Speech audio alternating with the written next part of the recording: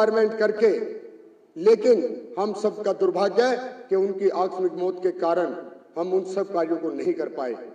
और देखिए, दुर्भाग्य की बात सबसे बड़ी ये कि आज से 3 साल पहले मनीष सिसोदिया और एक भ्रष्टाचारी इस दिल्ली सरकार का विधायक धर्मपाल लाकड़ा उनके साथ जाता है, वहां नारियल तोड़ता है और कहते हैं हम स्पोर्ट्स यूनिवर्सिटी को नया बजट देकर इसका कार्य शुभारंभ करने वाले हैं। लेकिन आज तक उस स्पोर्ट्स यूनिवर्सिटी के अंदर सिर्फ नील गायें और बड़ी बड़ी कीकरों ने और पेड़ों ने अपना स्वरूप ले रखा है, उसके अंदर कोई भी कार्य शुरू नहीं हुआ है। मैं चाहूंगा इस सदन के माध्यम से कि वहां पर जो उनका सपना है और जो हमारे प्रेरणा स्रोत है डॉक्टर साहिब सिंह वर्मा जी, उस स्पोर्ट्स यूनिवर्सिटी का उनके नाम से नामकरण हो और वहां पर इस पूरे एशिया की सबसे बड़ी स्पोर्ट्स यूनिवर्सिटी बनकर, और जो मोदी जी का सपना है कि खेलो इंडिया बढ़ो इंडिया, वो सपना साकार हो। मैं आपसे ये भी निवेदन करूंगा। और तीसरी मेरी इस मुंडका विधानसभा की जो सबसे अहम और मैं कहूंगा एक लाइफ लाइन, जो घंटों तक रेलवे लाइन के कारण रेलवे फाटक बंद रहती है, घेवरा से नरेला रोड के ऊपर हमें एक फ्लाईओवर चाहिए। और अभी पीछे पार्लियामेंट के अंदर हमारे सांसद ने इस मुद्दे को उठाया भी। और देखिए, जो मुझे जानकारी मिली है, उस जानकारी के तहत मैं आपको बताना चाहता हूं, ROB/RUB near Ghevra LC 18, the work of construction of ROB at LC 18 was sanctioned in the year 2019-2020 with sanction cost of rupees 109.92 crore. Work was sanctioned on cost sharing basis with PWD. The proposal is with PWD official for further consideration and preparing the details of the project.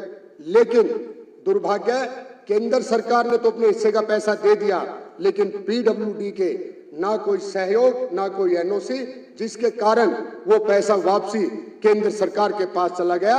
तो आज मैं इस सदन के माध्यम से और आपसे और जो भी मेरे मंत्रीगण उनसे कहूंगा कि वहां पर दोबारा से उस काम को संज्ञान में ले और वहां जल्दी से जल्दी फ्लाईओवर बने, ताकि लाखों लोगों का आवागमन सुगम बने। आपने मुझे आज 280 के तहत बोलने का मौका दिया और मैं अपना सौभाग्य मानता हूं कि मुझे 2 साल हो गए निगम पार्षद बने, लेकिन मुझे कभी बोलने का मौका नहीं मिला, क्योंकि सामने इतने भ्रष्टाचारी और ऐसे लोग बैठे थे जो सिर्फ इस दिल्ली को बर्बाद करने के प्लान लेके आते थे। और आतिशी जी उस सदन के अंदर हमेशा एक झगड़े का रूप लेकर आती थी। कई बार उन्होंने इशारे करके जो उनकी मात्र शक्ति है, और मैं आपको यह भी बताना चाहता हूं कि हमारी प्री पार्टी में और उनकी प्री पार्टी में यह अंतर है कि हमारा संगठन हमें संस्कार देता है और उन संस्कारों के तहत मेरी सभी मात्र शक्ति मेरी बहन एक मर्यादा में रहती थी। लेकिन उनकी तरफ से जिस तरीके की गाली गलौज होती थी, लेकिन उस गाली गलौज को हमने भले ही सुन लिया हो, लेकिन जब जरूरत पड़ी और उनकी तरफ से किसी युवा ने कुछ कहने की जरूरत की हो तो हमने उसको ऐसा जवाब भी दिया, और वो आप सबने देखा भी होगा। तो मैं उन भ्रष्टाचारियों को कहना चाहता हूं कि इस सदन की गरिमा को बनाए रखें और दिल्ली के विकास के लिए मिलजुल कर काम करें। जय हिंद, जय भारत। श्री मनोज कुमार शौकी जी। धन्यवाद अध्यक्ष जी। आपने मुझे मेरे क्षेत्र नांगलोई विधानसभा के अंदर जो मोहल्ला क्लिनिक हैं उनके बारे में बात रखने का मौका दिया, और न केवल नांगलोई जाट विधानसभा में, मैं समझता हूं कि पूरी दिल्ली के अंदर जितने मोहल्ला क्लिनिक हैं उनके अंदर ऐसा ही काम हो रहा है। अभी आज विषय दोबारा से फिर आएगा, जब उस समय भी बोलने का मौका मिलेगा, लेकिन ये सच्चाई मोहल्ला क्लिनिकों की है। ये एक नहीं अनेकों पिक्चरें हैं मेरे पास, जो मोहल्ला क्लिनिक के नाम पर वहाँ पर गुंडागर्दी होती है, पशु भी घूमते हैं, और केवल कागजों में पूरे विश्व के अंदर ढिंडोरा पीट करके इस सरकार ने, जो सरकार थी आपदा, उन्होंने केवल लोगों को ठगने का काम किया। मेरी आपसे ये प्रार्थना है हमारे हेल्थ मिनिस्टर भी यहाँ बैठे हैं, ये भी इस पर हमारी चर्चा हुई थी तो काम कर रहे हैं। एक तो इस तरह के मोहल्ला क्लिनिक है कि जिसके अंदर डॉक्टर भी नहीं बैठते, और अगर कोई डॉक्टर जाता है तो केवल कोई दवाई दे दी, तो एक आध गोली कोई खांसी की दे दी, कोई थोड़ा बहुत सिरप दे दिया, अदरवाइज ना कोई टेस्ट है ना कोई और चीजें हैं। बहुत सारे विषय हैं हेल्थ को लेकर के, और ये मोहल्ला क्लिनिक की एक बार जांच कराने की आवश्यकता है। मैंने पीछे आज से लगभग 3-4 साल पहले एक बार लगभग 500-600 मोहल्ला क्लिनिक जो इन्होंने बनाए थे, उनके ऊपर मैंने एक बार एक जांच करने का प्रयास किया था। बहुत सारे मोहल्ला क्लिनिक ऐसे हैं जो किसी के घरों में चल रहे हैं, और अगर साथ वाले मकान को आप किराए पे लोगे या दोगे तो उसका किराया होता है केवल 5-7 हज़ार रुपये या 8-10 हज़ार रुपये। इन्होंने अपने उस व्यक्ति का जो जगह ली किराए पे, वो जगह 20 और 25 हज़ार रुपये महीना किराए पे ली। उनको फायदा पहुंचाने के लिए हमारे दिल्ली के टैक्स पेयर का जो पैसा है उसको इन्होंने इस तरह से अपने लोगों में बांटा है। न केवल उनको किराए पे वो जगह लेकर के, बल्कि वो उसके अंदर जो लोग काम पे लगाए वो भी कोई क्वालिफाइड नहीं थे, उनको मन मर्जी उनको तनख्वाह दी, उनको पैसा दिया, और दिल्ली की जनता के पैसे को इन्होंने बर्बाद किया है। बहुत सारे विषय हैं और भी रखने होंगे, रखेंगे। आज मुख्य रूप से सेक्शन 280 के तहत मुझे यही विषय रखना था। आपने मौका दिया, बहुत बहुत धन्यवाद। श्री सूर्य प्रकाश खत्री।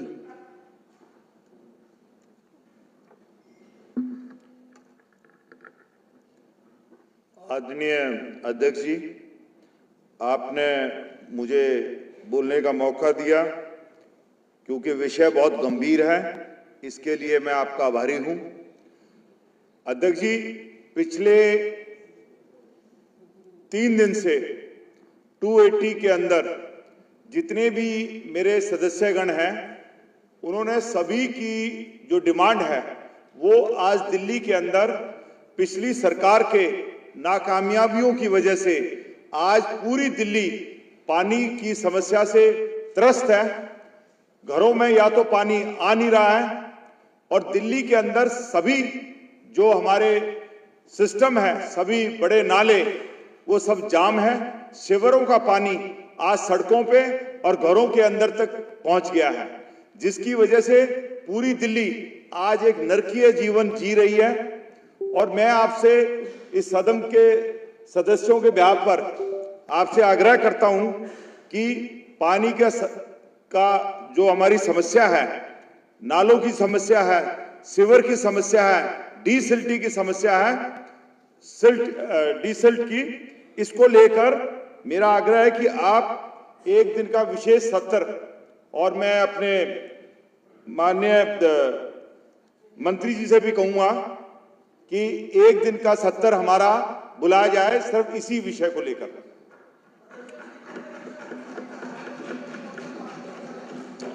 धन्यवाद। जो विषय सूर्या जी ने रखा है, इस पर हम सोमवार को शॉर्ट ड्यूरेशन डिस्कशन जो है वो आप अपना नोटिस दे दीजिए। मैं बता रहा हूँ ना प्रोविजन, रूल 55 में short duration discussion. Shri Ajay महावर।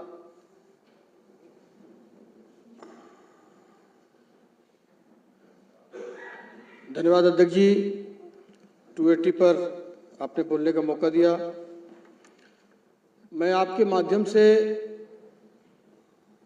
एक ज्वलंत इशू मेरे यहाँ का, जो आपने भी बहुत बार इस सदन में सुना होगा जब हम विपक्ष में बैठ करके मैं कहा करता था, वो है गामड़ी रोड का इशू।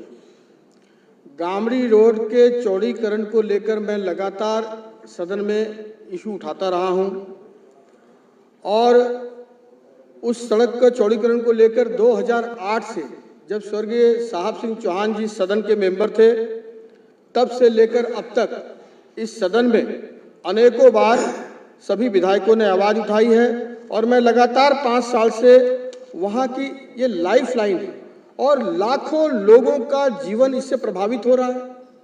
लाखों लोग रोज परेशान हो रहे हैं, यहाँ तक कि बहुत सारी दर्दनाक मृत्यु हो रही है, क्योंकि वहां से एम्बुलेंस पास भी नहीं हो पाती।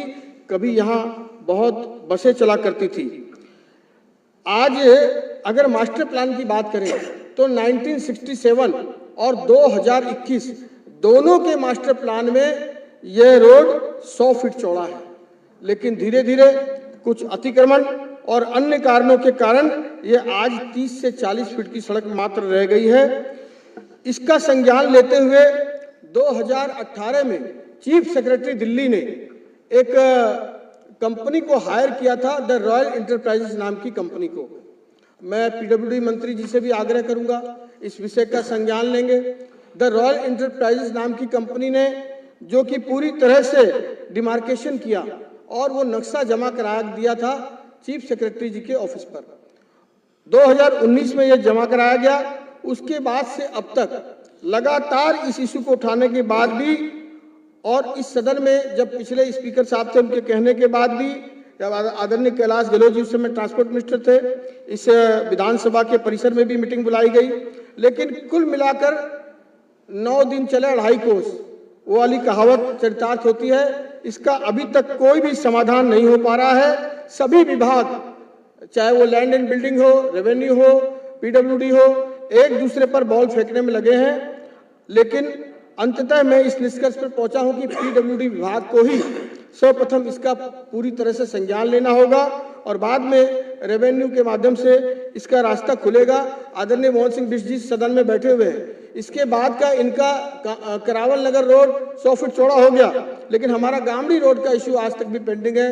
मैं आपसे करबद्ध प्रार्थना करता हूं और आपके माध्यम से आदरणीय मुख्यमंत्री जी से और पीडब्ल्यूडी मंत्री जी से भी प्रार्थना करता हूं, लाखों लोगों के जीवन के लिए आप इस काम को जरूर मुख्य रूप से लें, क्योंकि सदन में लगातार हम इसकी लड़ाई लड़ रहे हैं और लाखों लोगों का आशीर्वाद आप दोनों को भी मिलेगा, स्पीकर साहब को भी मिलेगा। आप इस पर संज्ञान लेकर के इसको जल्द से जल्द अधिकारियों से कहें कि इस पर संज्ञान लेकर के इसको जल्दी से जल्दी इसका मार्ग प्रशस्त करें। आपका बहुत बहुत हृदय से आभार। श्री संजय गोयल जी। जी आगे। आज तो सबसे पहले तो मैं माननीय अध्यक्ष जी और माननीय उपाध्यक्ष जी और माननीय मुख्यमंत्री जी और माननीय मंत्री जी, जो हमारे सभी साथी है, वरिष्ठ साथी है, उन सबका धन्यवाद भी करता हूं और उनको सबको बधाई भी देता हूं। और इस 8वीं विधानसभा सत्र में मुझे बोलने का मौका दिया पहली बार, और इसके लिए आपका पुनः धन्यवाद। क्योंकि अब सुबह जब देख रहा था लिस्ट में नाम नहीं था, मैंने कहा नाम आ ही नहीं रहा, क्या बात है, क्या भाग्य नहीं है हमारी साधना विधानसभा का। तो अब लगा कि आपके भाग्य, आपके आशीर्वाद से भाग्य साधना विधानसभा का है, पक्का है। ठीक है। क्योंकि देखिए समस्याएं बहुत है। पिछले 10 वर्षों के अंदर इस केजरीवाल सरकार ने जिस तरह से दिल्ली को क्लस्टर में परिवर्तित कर दिया, दिल्ली को अव्यवस्थित कर दिया, उसमें हम सभी साथियों को बहुत मेहनत करनी पड़ेगी और हमको तो समझ में नहीं आता कि उसको कैसे करेंगे। हमारे माननीय मंत्री महोदय, माननीय मुख्यमंत्री महोदय कैसे इसको करेंगे, क्योंकि सभी जनता चाहती कि आज ही हमने वोट दिया और आज ही ये समस्याओं का समाधान हो जाए। लेकिन हमने उनसे आग्रह भी किया है, लेकिन 2-3 समस्याएं ऐसी हैं, जैसे कि पानी और पीडब्ल्यूडी के नाले और सीवेज सिस्टम।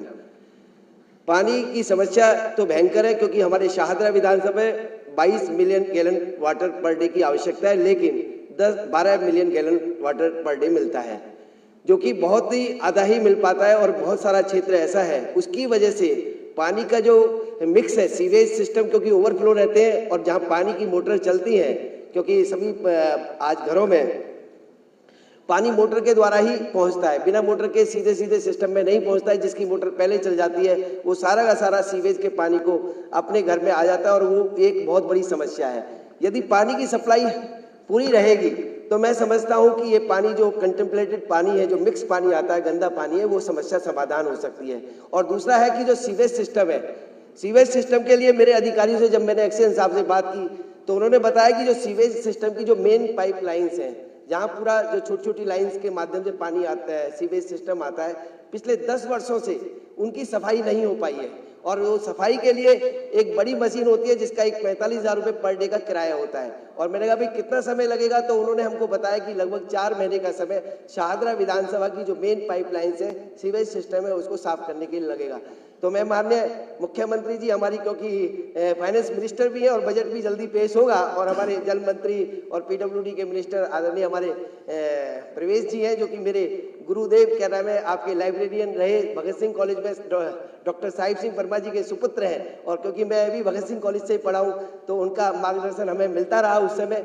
तो मैं चाहूँगा कि वो इस के लिए एक सिस्टमेटिकली बजट के अंदर आपके बजट को प्रोविजनली फाइनेंस जितना चाहिए उसकी हमें करना चाहिए, बजट में प्रावधान करना चाहिए, जिससे कि आने वाले समय में, क्योंकि देखिए नई पाइपलाइनें तो डल नहीं सकती, मैं भी समझता हूँ, क्योंकि सीवेज सिस्टम है या वाटर सप्लाई की जो जितनी पाइपलाइंस है वो लगभग कम से कम 50 साल के लिए डाली जाती हैं या कम से कम 100 सालों के लिए डाली जाती हैं, और उसको यदि नियमित हम सफाई कर पाएंगे, समय के अकॉर्डिंगली सफाई कर पाएंगे, तो आने वाले समय में जो पानी मिक्स होने की जो समस्या है उसका समाधान हो पाएगा। दूसरी बात, पीडब्ल्यूडी के जो नाले हैं वो और जो सीवेज का जो आपके सिल्ट निकलती है वो उठती नहीं है, और ना उठने की वजह से यदि वो समय पर हादसा उठ जाए, क्योंकि मैं निगम पार्षद रहा हूँ 2017 से 2022 में और मैं डिप्टी मेयर भी रहा उस समय, तो हमने एक प्लान किया कि जो सिल्ट निकलेगी वो हाथ क्या उठेगी। पहले तो अधिकारियों ने मना किया, लेकिन हमने जब कहा कि ये साथ साथ उठेगी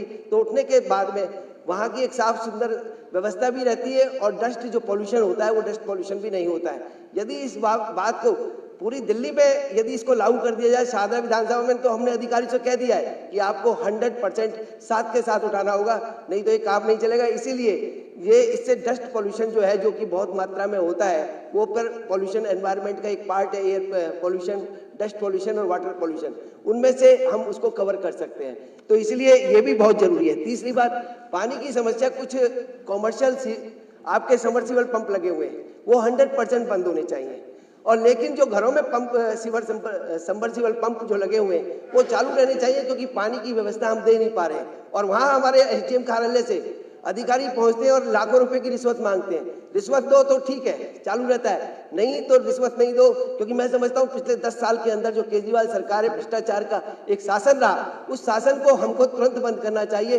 अभी गर्मियों का समय, उन सब सबमर्सिबल पंप को भी रोका जाए, कॉमर्शियल 100% बंद होने चाहिए, क्योंकि वो पानी को बेचते हैं, लेकिन जो घरों में पानी की आवश्यकता है उसको कहीं पर भी आपके तुरंत रुकना चाहिए। तो ये मेरे जो आपकी रिक्वायरमेंट है जो मैंने बताई है, मैं समझता हूँ 280 के अंदर आपने बोलने का मौका दिया और लगातार बोलने का मौका दिया, क्योंकि आमने सामने बैठे हुए हैं। आशा है कि आप हमें समय देंगे। धन्यवाद। जय हिंद, जय भारत। श्री ओम प्रकाश शर्मा। धन्यवाद अध्यक्ष जी। अबे मेरा लेना देना ही रहेगा बेटा।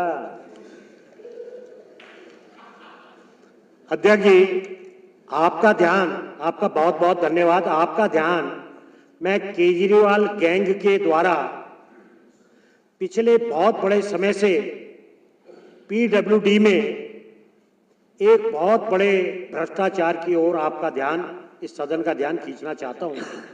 और माननीय मंत्री जी, लोक निर्माण विभाग न केवल मेरी विधानसभा विश्वासनगर बल्कि दिल्ली के अनेकों अनेक इलाकों में पीडब्ल्यूडी की रोड्स, जैसे कड़कड़डूमा चौक से लेके आईपी एक्सटेंशन जाने वाले पुल की साइड रोड, गगन विहार, कैनाल रोड, बालको अपार्टमेंट व अनेक क्षेत्रों में टूटी हुई बिल्डिंगों का मलबा, और मलबा 1, 2 या 50 ट्रक नहीं, 100, 200 ट्रक मलबा रात को डलता है।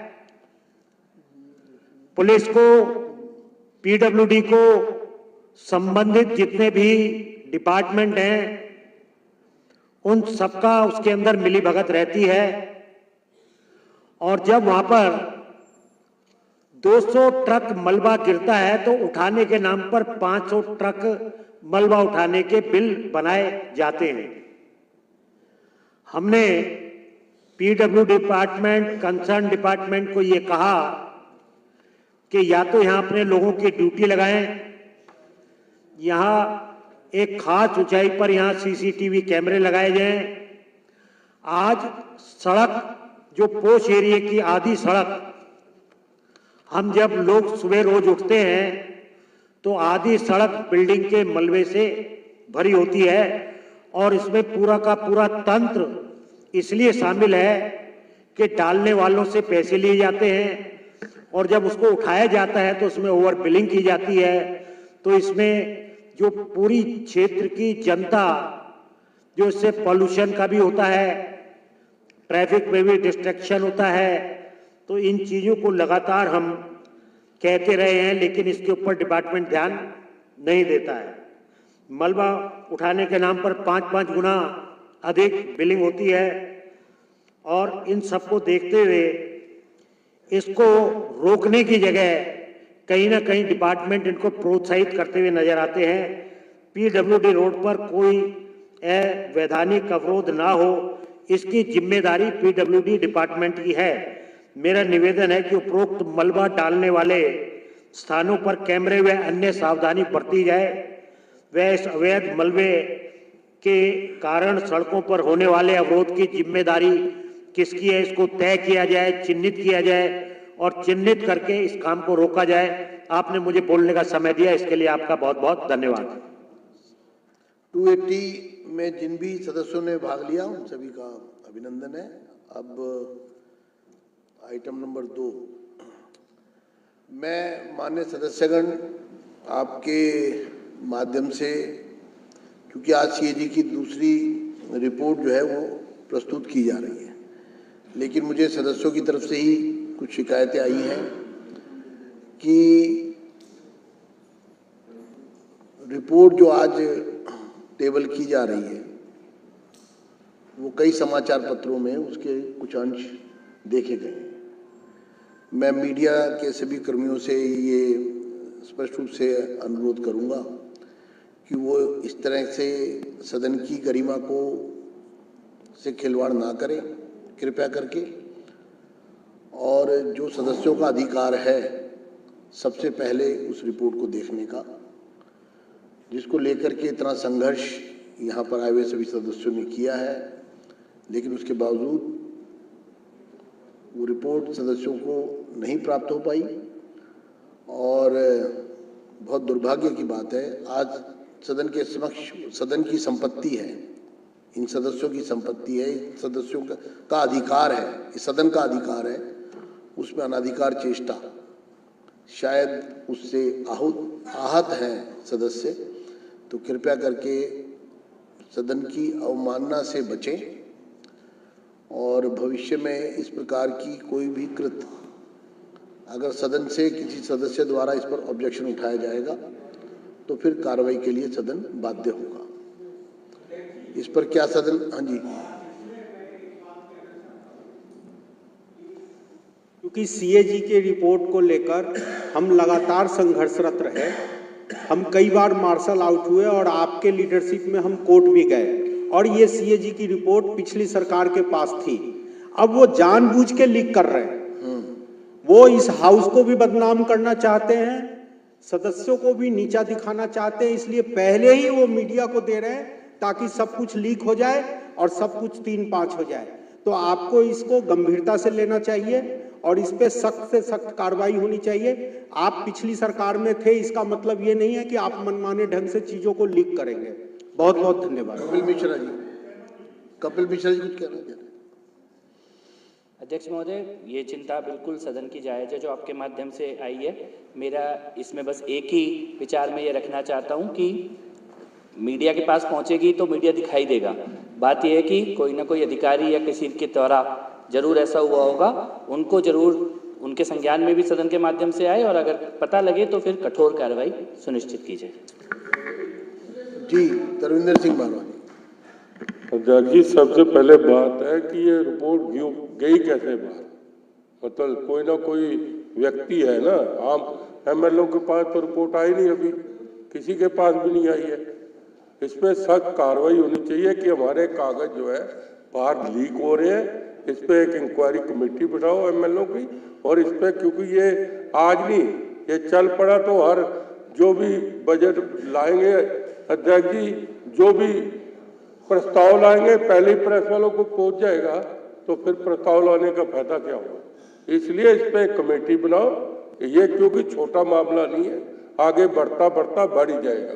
तो मेरा तो निवेदन है 5-4 एमएलओ की कमेटी बनाओ, इसमें इंक्वायरी बिठाओ कि ये गई कैसे और उसका तथ्य निकलना चाहिए। अध्यक्ष सतीश उपाध्याय जी।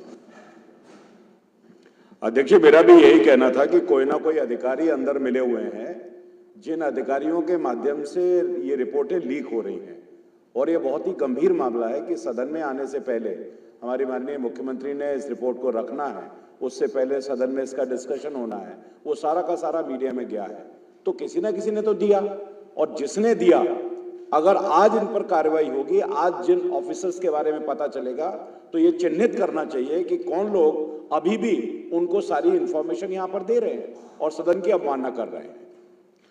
देखिए, मैं सदस्यों की बात से सहमत हूं, लेकिन उपलब्ध कराने वाला एक विषय है और छापना एक विषय है।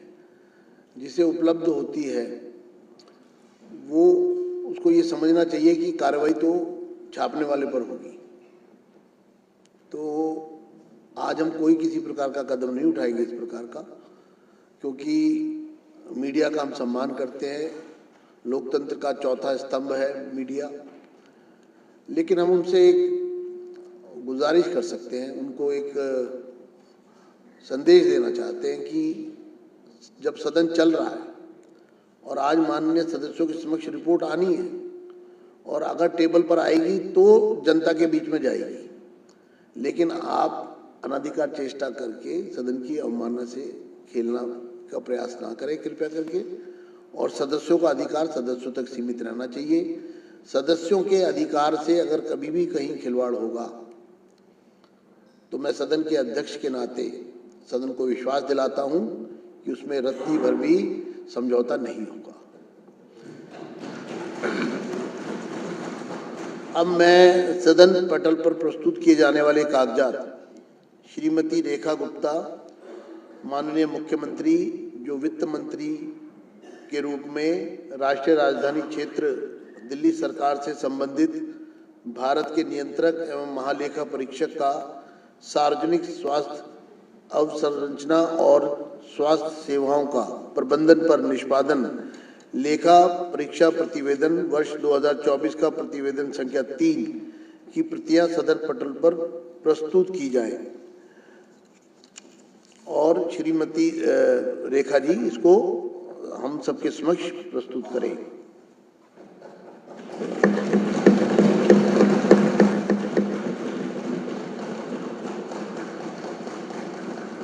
अध्यक्ष महोदय, मैं आपकी अनुमति से राष्ट्रीय राजधानी क्षेत्र दिल्ली सरकार से संबंधित भारत के नियंत्रक एवं महालेखा परीक्षक का सार्वजनिक स्वास्थ्य अवसंरचना और स्वास्थ्य सेवाओं का प्रबंधन पर निष्पादन लेखा परीक्षा प्रतिवेदन वर्ष 2024 का प्रतिवेदन संख्या नंबर 3 की प्रतियां सदन पटल पर प्रस्तुत करती हूं।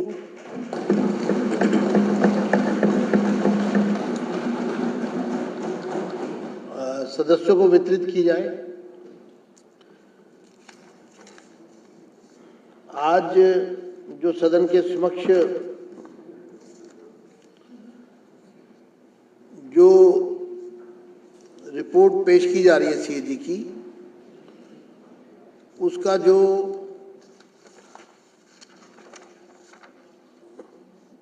रिपोर्ट जो हेल्थ इंफ्रास्ट्रक्चर से संबंधित है, health infrastructure, public health infrastructure and management of health services, इस पर श्री हरीश खुराना जी।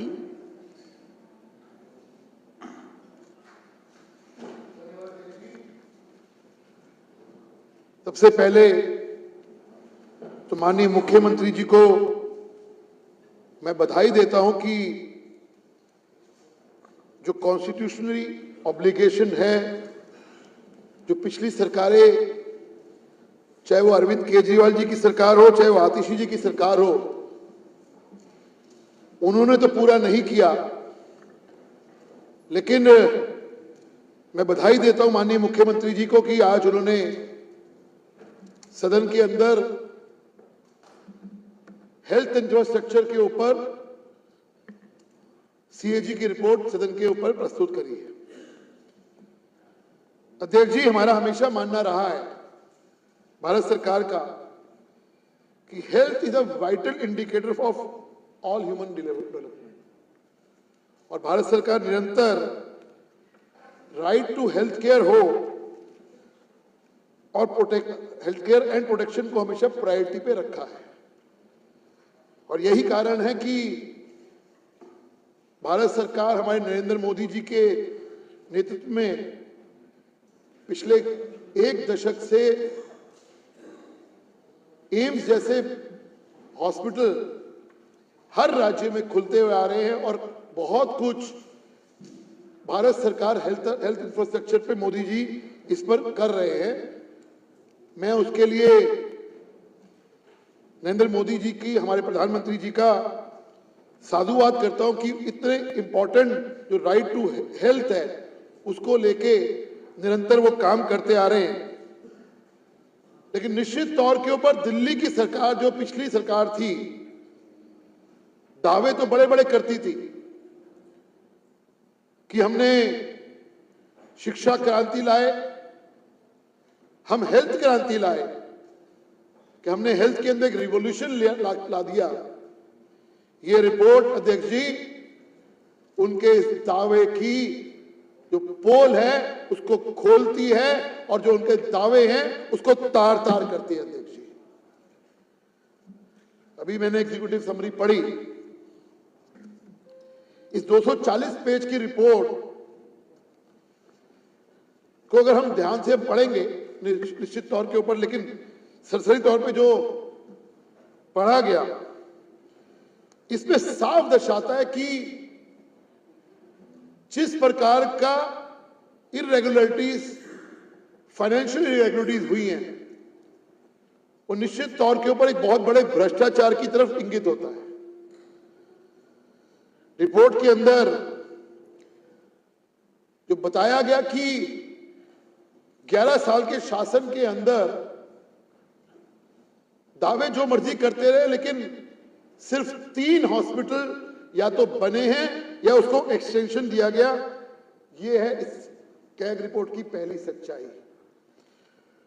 और हॉस्पिटल का जो इनमें बताया गया, इंदिरा गांधी हॉस्पिटल जो शुरू तो कहीं और हुआ था, लेकिन खत्म दूसरी सरकार ने किया, लेकिन जो डिले हुआ वो 5 साल का डिले हुआ अध्यक्ष जी, और जिसकी वजह से जो फाइनल कॉस्ट ऑफ टेंडर है वो 314 करोड़ रुपए की उसमें वृद्धि हुई। अब वो क्यों वृद्धि हुई, किसके कारण वृद्धि हुई, ये तो सब जानते हैं कि जानबूझ के अगर प्रोजेक्ट को डिले किया जा रहा है तो कहीं ना कहीं वो भ्रष्टाचार तो हुआ ही हुआ है निश्चित तौर के ऊपर। ऐसे ही डिले बुराड़ी हॉस्पिटल के अंदर भी हुआ अध्यक्ष जी। 6 साल का डिले इस पुरानी अरविंद केजरीवाल जी की सरकार, निरंतर सरकार ने किया, जिसकी वजह से राजस्व को 41 करोड़ रुपए का एक्स्ट्रा खर्चा हुआ। ये इस रिपोर्ट में जो शुरुआती में हमने पढ़ा है उसमें दिखाया गया।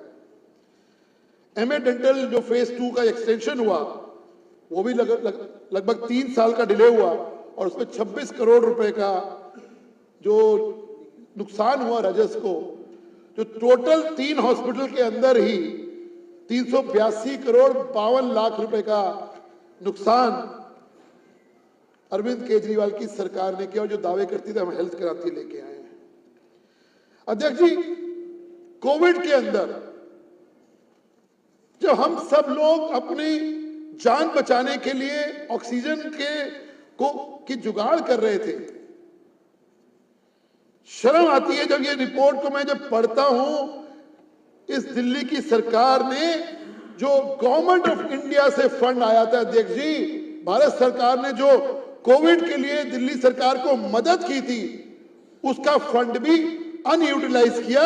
इस सरकार ने इस सीएजी की रिपोर्ट में साफ साफ बताता है अध्यक्ष जी। और ये वो सरकार है, आप याद करिए अध्यक्ष जी, क्या कहती थी कि ऑक्सीजन जो है हमारा कहीं और जा रहा है। किस प्रकार से उन्होंने एक दिल्ली के अंदर क्योस पैदा कर दिया था कोविड के अंदर की भारत सरकार की वजह से दिल्ली में काम नहीं हो रहे, दिल्ली में कोविड फैल रहा है। लेकिन जब ये रिपोर्ट अगर आप पढ़िए, एग्जीक्यूटिव समरी के अंदर भी है, लिम्सिम अमाउंट जो गवर्नमेंट ऑफ इंडिया ने 24 करोड़ 67 लाख रुपया रिलीज किया, अध्यक्ष जी पूरा का पूरा अमाउंट अनस्पेंड रहा। ये है इस सरकार की कारस्तानी अध्यक्ष जी, और ये बातें बड़ी बड़ी करती है। डायग्नोस्टिक इंक्लूडिंग सैंपल ट्रांसपोर्ट जो गवर्नमेंट ऑफ इंडिया ने दिया, 371 करोड़ रुपया जो टेस्टिंग के लिए दिया गया अध्यक्ष जी, अनस्पेंड अमाउंट है 68 करोड़ 91 लाख। भारत सरकार के द्वारा भी जो अमाउंट दिया गया उसको भी स्पेंड नहीं किया।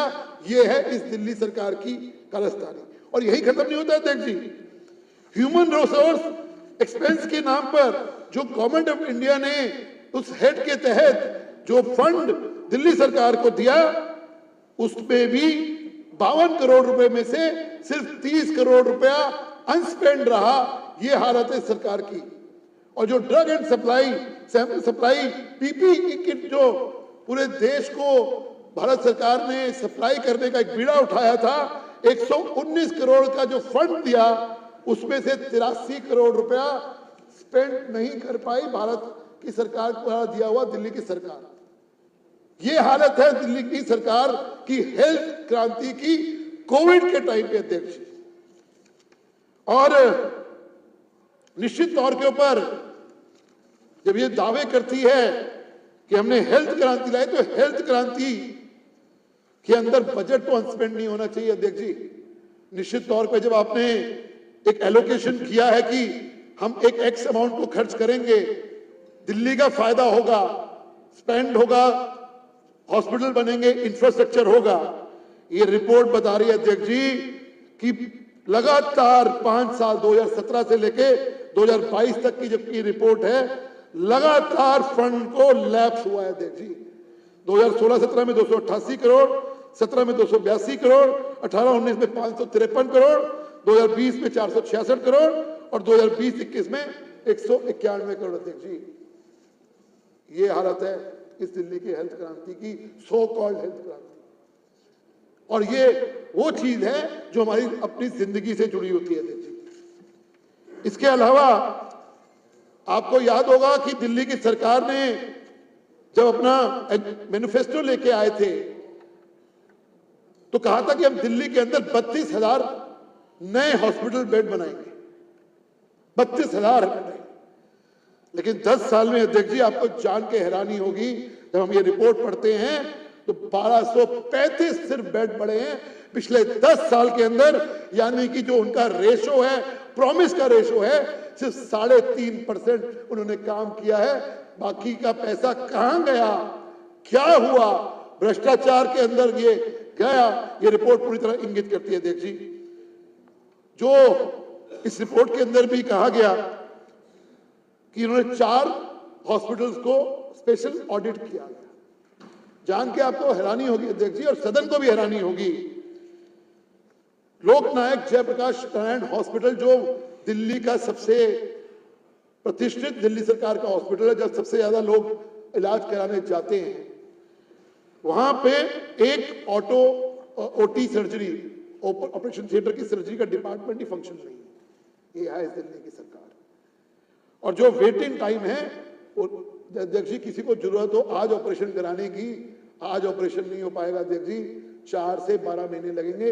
ये वेटिंग टाइम है इस सरकार, इस पूर्ववर्ती सरकार की हेल्थ क्रांति। यही चीज यहां नहीं रुकते हम सर अध्यक्ष जी, यहां पे 5 ईसीजी मशीन्स खराब है, 12 ईसीजी मशीन 5 खराब है। 5 बिपैप जो ऑक्सीजन की सब मशीन्स होती हैं आईसीयू में नॉन फंक्शनल है अध्यक्ष जी।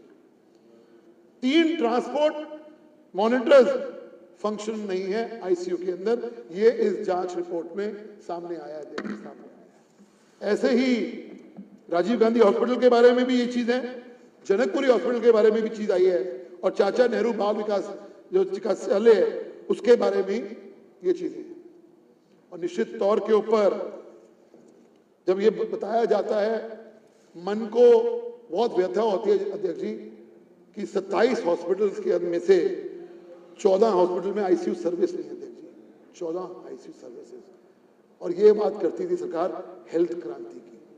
तो ये रिपोर्ट जब हम पढ़ रहे हैं निश्चित तौर के ऊपर एक एक चीज को इंगित करती है, और मुझे लगता है कि जब हम पूरी रिपोर्ट पढ़ेंगे तो निश्चित तौर के ऊपर इस सरकार की सो कॉल्ड हेल्थ क्रांति की तो पोल खुलेगी, लेकिन जैसे लिकर पॉलिसी के अंदर, लिकर के अंदर एक भ्रष्टाचार सामने आया, जब हम ये पूरी रिपोर्ट पढ़ेंगे निश्चित तौर के ऊपर एक बहुत बड़े भ्रष्टाचार की तरफ ये इंगित करता है। आपने मुझे बोलने का मौका दिया, मैं बहुत बहुत धन्यवाद आपका। अशोक गोयल, श्री अशोक गोयल,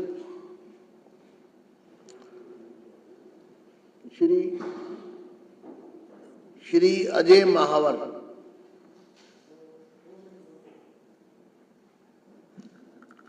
धन्यवाद अध्यक्ष जी। आज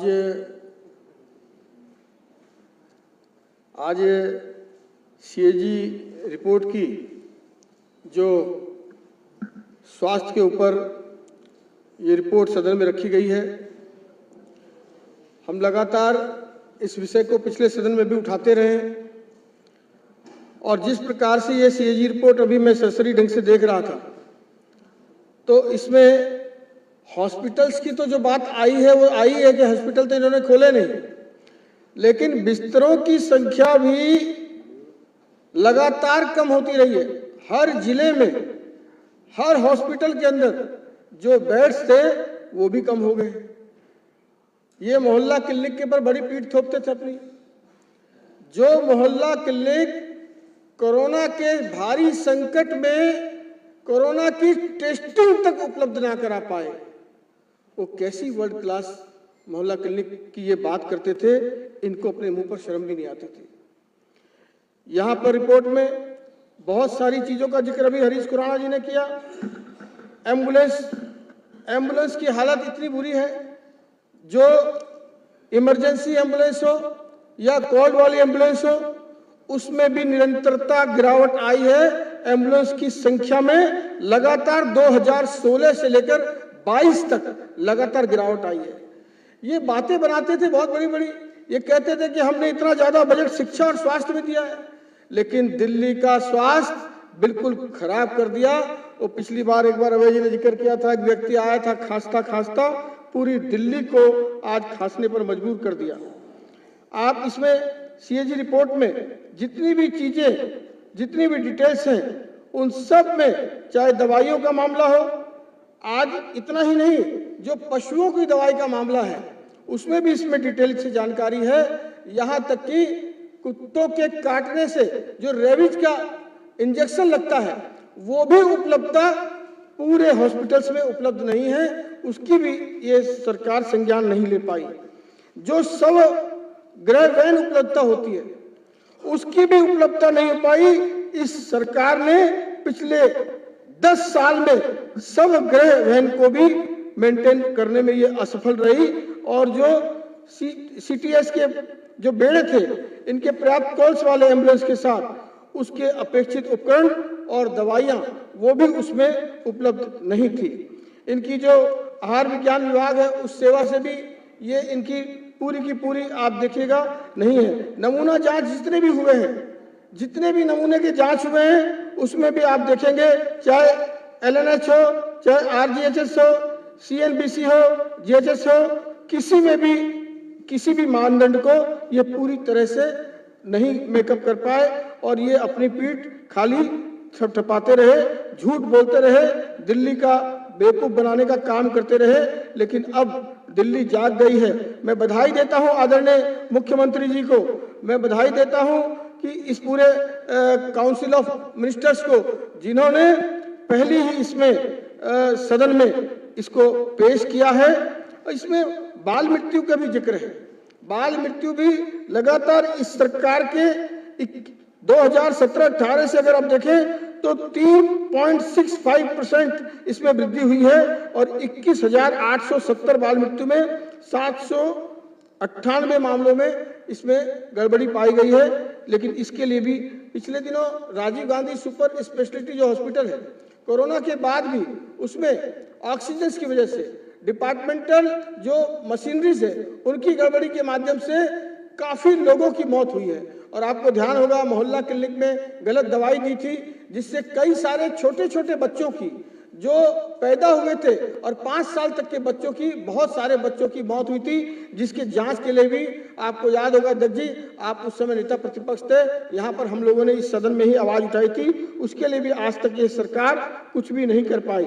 कुल मिलाकर के चाहे किसी भी विषय हो, स्वास्थ्य विभाग में पूरी तरह से अपनी पीठ थपथपाने वाली ये सरकार पूर्ण रूप से विफल रही है। इसकी कोई भी, चाहे नर्सिंग की हो व्यवस्था और चाहे हॉस्पिटल की या मोहल्ला क्लिनिक की, हर विभाग में पूरी तरह से इस फेल सरकार की हम पूरी तरह से निंदा करते हैं। और इसमें जो सीएजी रिपोर्ट में इसमें अनियमितताएं दर्शाई गई हैं और उस अनियमितता के पीछे जो भ्रष्टाचार छुपा है, चाहे वो नकली दवाई हो, एक्सपायरी डेट की दवाई हो, चाहे एक बार इन्होंने बात की थी मोटर बाइक एम्बुलेंस की, 15 मोटर बाइक एम्बुलेंस एक बार चित्र में छपा और करोड़ों रुपए के विज्ञापन छाप दिए, लेकिन वो दोबारा कभी दिल्ली की सड़कों पर दिखी नहीं।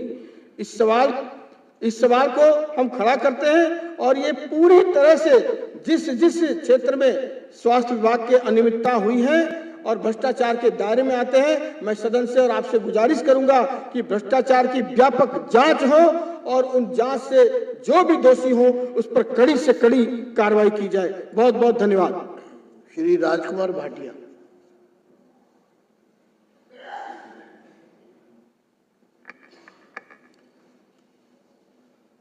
आदरणीय सभापति महोदय, मैं आभार व्यक्त करता हूं, आपने मुझे बोलने का अवसर दिया।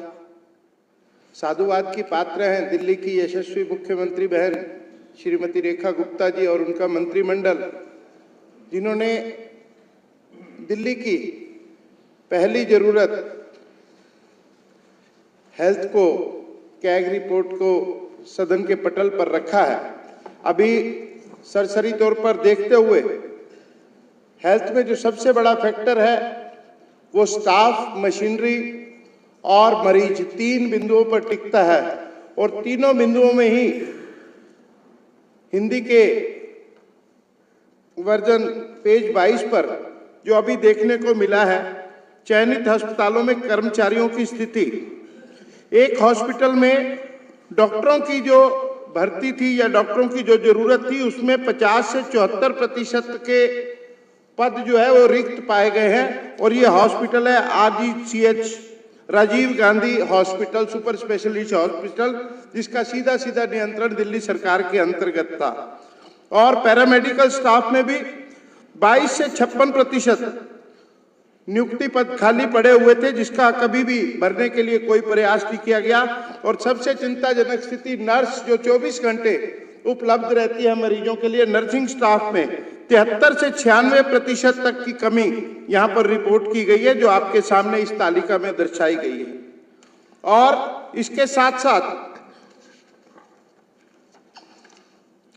फर्स्ट रिस्पॉन्स व्हीकल, जिसका अभी जिक्र भाई अजय महावर जी ने किया है, राष्ट्रीय राजधानी क्षेत्र में विशेष रूप से संकुल इलाके जरूरतमंद व्यक्तियों तक चिकित्सा सहायता प्रदान करने के लिए मोटरसाइकिल का उपयोग फर्स्ट रिस्पॉन्स व्हीकल शुरू करने के लिए 2018 में मंजूरी दी और फरवरी 2019 से पूर्वी शादरा और उत्तर पूर्व जिलों को कवर करने के लिए तैनात किया गया था। लेकिन लेखा परीक्षा में पाया गया कि FRV बाद में स्टाफ की कमी के कारण 2020 में वापस ले ली गई थी।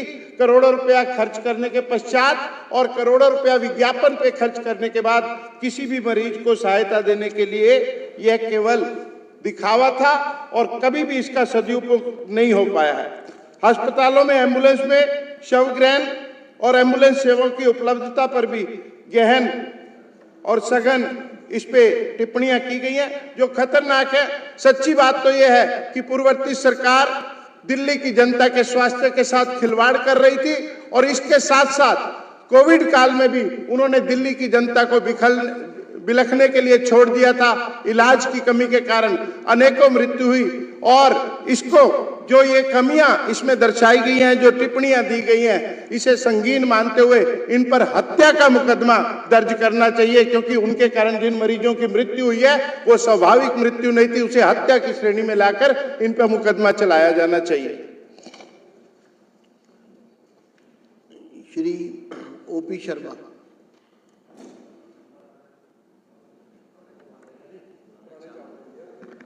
धन्यवाद अध्यक्ष जी।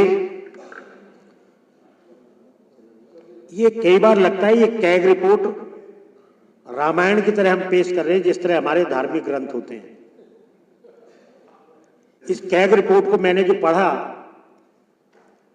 जो देश और दुनिया का सबसे बड़ा भ्रष्टाचार मोहल्ला क्लिनिक का है, इसका इसमें कहीं उल्लेख नहीं है। ये एक बड़ी अजीब सी बात है। मैं शर्मा जी आपको बताना चाहता हूं, अभी पार्ट 2 भी है इसका। पार्ट 2 भी है, तो मैं बताया ना, पहले चाहिए था ना। हम तो इसे समग्र समझ के इसकी वो कर रहे हैं। तो इसमें कहना ये है, केजरीवाल सरकार ने स्वास्थ्य और शिक्षा के नाम पे जो बहुत बड़ा बजट का हिस्सा प्रतिशत जो रखा, वो केवल इसलिए नहीं रखा कि जिससे जनता को इसका लाभ हो, वो बजट बढ़ाकर इसलिए रखा जिससे ज्यादा से ज्यादा भ्रष्टाचार का हमको मौका मिले। अभी इसको जितना देखा है उसके हिसाब से अभी मुझसे पहले फर्स्ट रिस्पांस व्हीकल के विषय में बात हुई, और ये विशेष रूप से ट्रांस यमुना शादरा के लिए किया गया था। एडवांस लाइफ सपोर्ट एम्बुलेंस, ये फरवरी 2018 में इनकी घोषणा हुई। कभी ये मोटरसाइकिल, कभी ये एम्बुलेंस आई और कभी ये चली गई, और कहां चली गई इसका कोई उल्लेख सरकार के पास नहीं है। एसेंशियल ड्रग की अनुपलब्धता है। हेल्थ केयर फैसिलिटी, कोरोना के समय में केंद्र सरकार ने जो पैसा दिया उसका दिल्ली सरकार पूरा उपयोग कर नहीं पाई। डीडीए ने भी जो जगह इनको हेल्थ सर्विसेज के लिए दी, उनका भी उपयोग ये नहीं कर पाए। इंफीरियर क्वालिटी की ड्रग जब जब जांच हुई तो इंफीरियर क्वालिटी की ड्रग पाई गई। जिन कंपनियों को अनेक प्रदेश में ब्लैक लिस्टेड कर दिया गया था, जैसे कि Jackson lab, Aculife health, Centurion lab, Maan pharma, उन ब्लैक लिस्टेड कंपनियों के साथ भी दिल्ली सरकार का संबंध रहा और उनसे लगातार उनको फायदा पहुंचाने के लिए उनकी दवाइयां लेते रहे। उनकी क्या पैरामीटर है, उनकी क्या जांच है, इसके ऊपर ध्यान नहीं दिया गया। नर्सिंग और अभी मुझसे पहले बताया 3-4 हॉस्पिटल में, नया हॉस्पिटल तो इन्होंने कोई बनाया नहीं। जिनका एक्सपेंशन कर रहे थे उनका बजट भी लगातार साल दर साल बढ़ाते रहे, और आज भी वो एक्सपेंशन का कार्य पूरा नहीं हुआ है। पेशेंट सेटिस्फैक्शन सर्वे नाम की कोई चीज पूरी दिल्ली के अस्पतालों में ये सरकार निर्धारित कर नहीं पाई। टीबी की दवा उपलब्ध नहीं है, रेबीज के इंजेक्शन उपलब्ध नहीं है, होमोफाइलिन के इंजेक्शन नहीं है, और गवर्नमेंट का जो स्टॉक रजिस्टर है वो अनुपलब्ध है। तो केवल और केवल बजट की बंदर बांट करना, यही दिल्ली सरकार का उद्देश्य रहा। इस सभी रिपोर्ट को देखते हुए ये लगता है कि जो दावा दिल्ली की सरकार वर्ल्ड क्लास हेल्थ का जो दावा करती थी, उसका गुब्बारा फूट चुका है। दिल्ली की तत्कालीन सरकार हर मुद्दे पर, हर मोर्चे पर जो जो गोल उन्होंने स्थापित किए थे उनको अचीव करने में सफल रही है। और तो और अस्पतालों में ना तो फैकल्टी है, ना डॉक्टर है, ना दवाई है। बहुत से अस्पताल, खास तौर से मैं अपने यहाँ जो अस्पताल है उनकी बात कर रहा हूँ, जो जे क्लस्टर में जो गरीब लोग EWS के लोग हैं, उन महिलाओं को मैटरनिटी के लिए दर दर भटकते हैं, और मैटरनिटी का जो डिपार्टमेंट है वो पूरी तरीके से बंद कर दिया गया है। चाचा नेहरू हॉस्पिटल, जहां केवल बच्चों का इलाज होता है, वहां भी हाल बेहाल है। तो पूरी दिल्ली में केजरीवाल सरकार ने केवल लूट के अलावा और कोई सुविधा दी नहीं, और जितनी सुविधाओं की घोषणा की और उनके बड़े बड़े विज्ञापन छपवाए, वो कब शुरू हुई और कब खत्म हुई, ये ना जनता को पता है। इस कैग रिपोर्ट में जरूर लिखा गया है कुछ सुविधाएं 18 में चालू हुई, 20 में इन्होंने समापन दिखाया है। मुझे लगता है ना वो चालू हुई, और चालू होने के साथ केवल और केवल अपने विज्ञापन करने के अलावा इन्होंने कोई दिल्ली की जनता को हेल्थ सर्विसेज नहीं दी। और केवल हेल्थ सर्विसेज देने के अलावा जो केंद्र सरकार की ओर से जो मदद मिलती रही, चाहे वो कोरोना में हो, चाहे आयुष्मान में लोगों को मदद देने की बात हो, उसमें भी दिल्ली सरकार ने हमेशा अड़चन पैदा की, जिसका भुगतान दिल्ली की जनता को करना पड़ा। मैं ये समझता हूं कि आने वाले और दूसरे या तीसरे चैप्टर में मोहल्ला क्लिनिक जैसी चीज भी आएंगी, जिसमें वर्ल्ड क्लास हेल्थ घोटाला वो भी हम सब लोगों के सामने आएगा, और ये समझ में आएगा कि लोगों की जान की कीमत पर किस प्रकार इन्होंने फंड की आपादापी की, ब्लैक लिस्टेड कंपनियों को पैसा दिया, उनसे किकबैक वापस लिया, किस प्रकार नकली दवाइयां दी। हॉस्पिटल्स के अंदर आज ना इंस्ट्रूमेंट है, ना फैकल्टी है, ना डॉक्टर है, ऑपरेशन थिएटर में जरूरी औजार नहीं है, स्टॉक रजिस्टर नहीं है, जो एसेंशियल जो ड्रग है वो उपलब्ध नहीं है। तो अगर ये कुछ भी नहीं है तो फिर ये कैसी वर्ल्ड क्लास सुविधा के विज्ञापन देते रहे हैं? ऐसे लोगों को शर्म आनी चाहिए। इन्होंने दिल्ली को, दिल्ली की जनता को शर्मसार किया है, और केवल लूट मार के अलावा और कुछ नहीं किया है। धन्यवाद। सीएजी की रिपोर्ट पर यह चर्चा सोमवार को जारी रहेगी। माननीय सदस्यगण, विपक्ष की नेता सुश्री आतिशी जी, उन्होंने मुझे एक पत्र भी लिखा है और वो लगातार एक दुष्प्रचार कर रही हैं।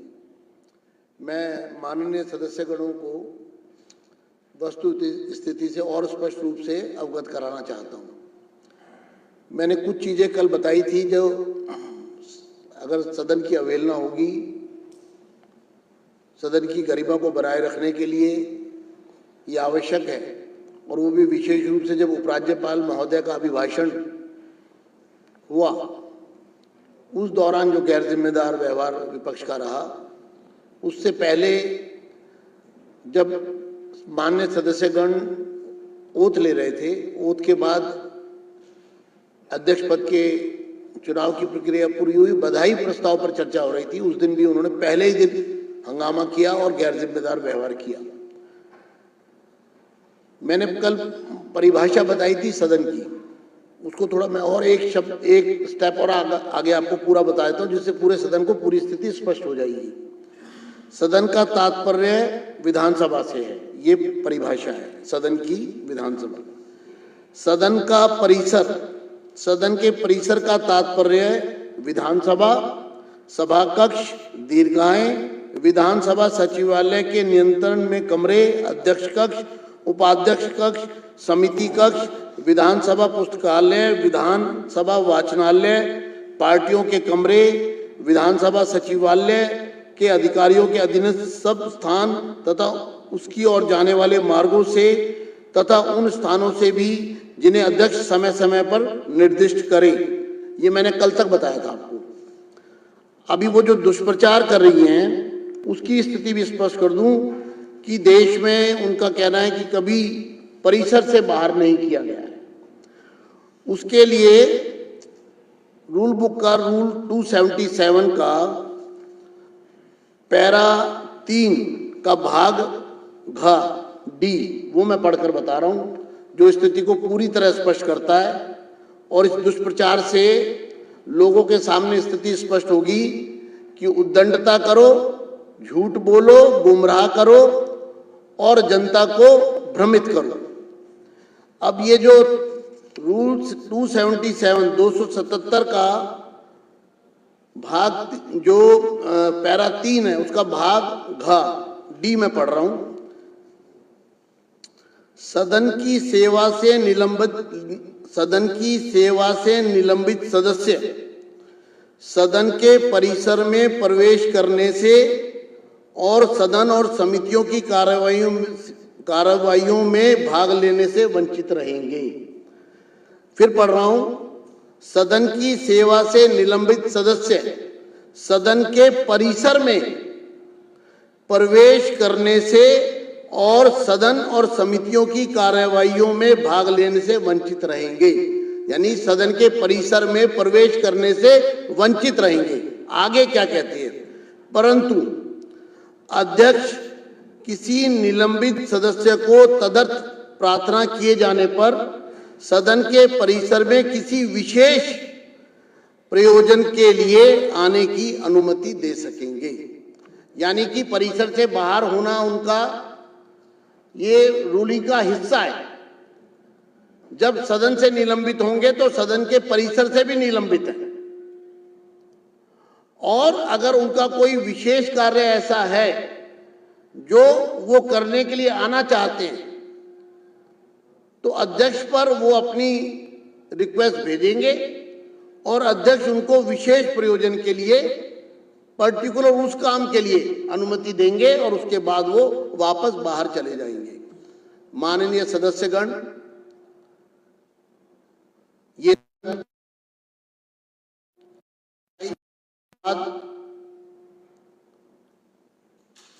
एक ऐसे सदन का गठन हुआ है जहां सदन की मान्यताओं का सर्वोपरि सदस्यों की भावनाओं का, सदस्यों की गरिमा का, सदन की गरिमा का ध्यान रखने का दायित्व इस चेयर का है। जो लोग भी सदन की गरिमा से खिलवाड़ करेंगे भविष्य में भी रूल बुक के अनुसार उसी प्रकार की कार्रवाई की जाएगी जो नियमों में दर्शाई गई है। इसलिए वो भ्रमित ना करें। और लोगों को मैंने हालांकि उनके उस पत्र का जवाब दे दिया है। उन्होंने पत्र का जवाब मुझे देने के साथ साथ उसको सार्वजनिक भी किया था, मीडिया को भी दे दिया था। इसलिए मैंने उनको उनके पत्र का जवाब दे दिया है और मैंने भी जो पत्र उनको लिखा है मैंने भी उस पत्र को सार्वजनिक कर दिया है। अब ये सदन की बैठक अगले 30 मिनट के लिए चाय के विश्राम के लिए स्थगित की जाती है। सदन पुनः 4:15 बजे बैठेगा।